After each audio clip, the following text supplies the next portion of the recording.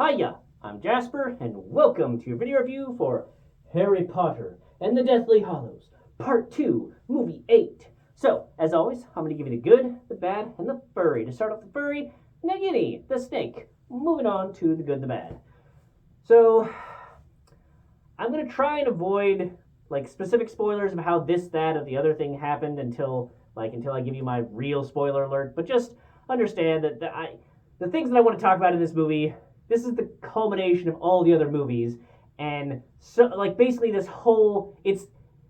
is the culmination of even 7 Part 1. So it's basically all spoilers from here on in. So I will try to avoid some things, but there is just, in order to talk about some of the things that I want to talk about, there will be some spoiler type things. So spoiler type things alert, okay?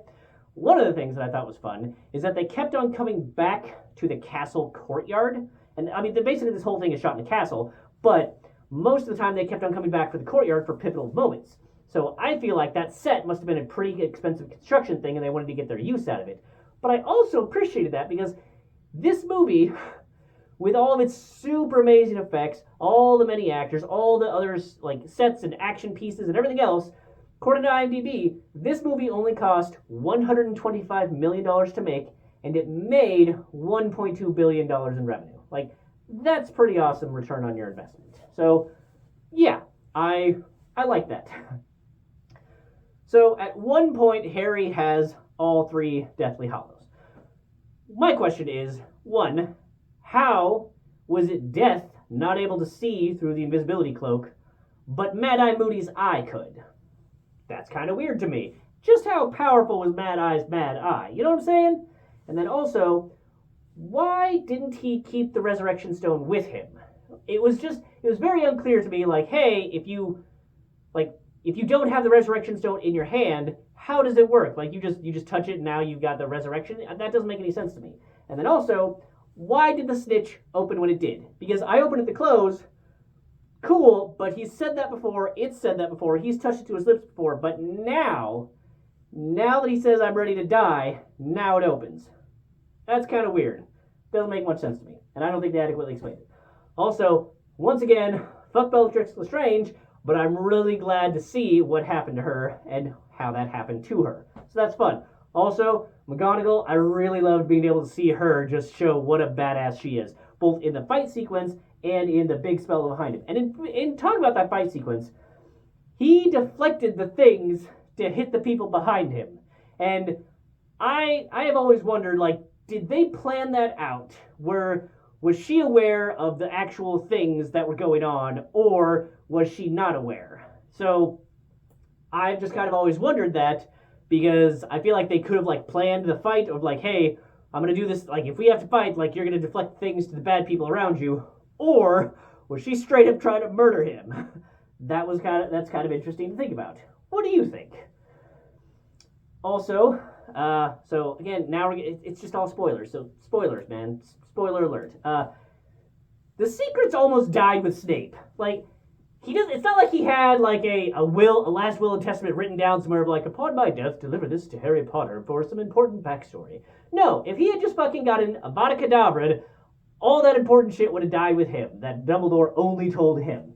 And it's funny that there was a pensive tears out there, but sure, I'll go with that. But why wouldn't Voldemort Avada Kedavra Snape? And also, according to Voldemort's understanding of who owns the wand thing, because Nagini was the one that he said, Nagini, kill, and then Nagini killed, wouldn't Nagini own the wand at that point? I mean, Nagini's pretty fucking sentient, so why wouldn't? I mean, other magical creatures are out there that use magic or use wands, right? Like Flitwick and whatnot, so why wouldn't Nagini own the wand if Nagini was the one that killed Snape? Just saying. According to Voldemort's understanding, why wouldn't he be concerned that Nagini would be the owner of it now? Also, towards the end, that awkward hug was just so good. It was so hilariously badly awkward.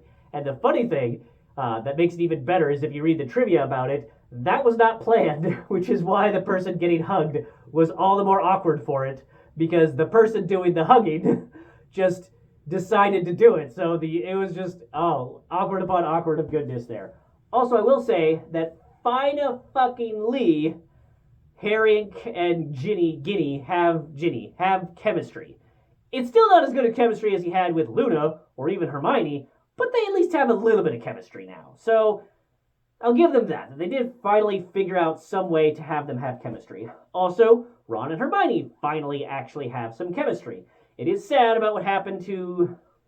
I mean, it's a war scene, so again, spoiler alert. It's sad that what happened to George, Lupin, and Tonks. But I agree that you can't have all of our known and loved characters come out of this alive, or there's no. It's all just fucking Star Trek main characters then at that point. So, yeah, this was a very good conclusion to the movie. I even liked the epilogue for it. I enjoyed every bit of this, and I'm glad that Luna found somebody, even if it was like. And by the way, check out Neville the actor. That glow up, whoo! Just saying, if you didn't know, go do some Google right now. It's crazy.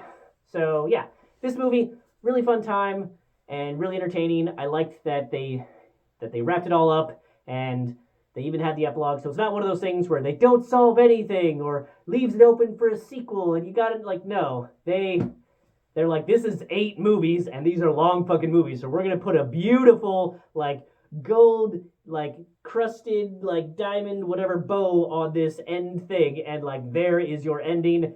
Enjoy. And I did enjoy. So 2 thumbs up for this movie, 2 thumbs up overall for the series. There's some ups and downs, but they maintain a consistently high quality level even if like how high above that quality level you know kind of goes back and forth just because of how good the movies are as a baseline. So 2 thumbs up. Read the books if you want to. They don't blow me out of the water, in my opinion, but they're decent except for 5. Oh, that one's difficult to get through. So, that's all I have for this one. Thanks for coming. Thanks for watching. Hope to see you at the next one. Bye.